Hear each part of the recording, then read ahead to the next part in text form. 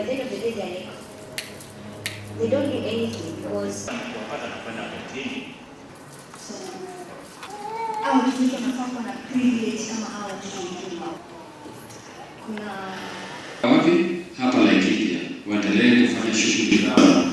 so just get skills from here, and seeing that hawashughuliki na the victims of the British atrocities, it's very unfortunate.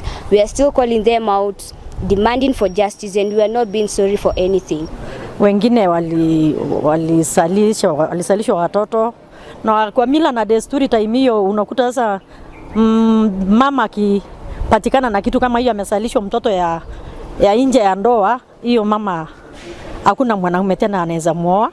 Mara mingi pia wanaasha vilipusi kiholela bila kulipua. Imesababisha maafa mengi kwa wanyama na pia kwa wanaolisha mifugo zetu kule Laikipia North. My call to the British government is that it has known for so many years that there has been these cases of abandoned children.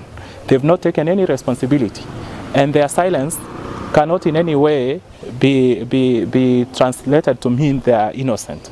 We cannot allow, or the British government, by remaining silent, is in a big way helping these soldiers to abscond responsibility and to abscond their duty to these children.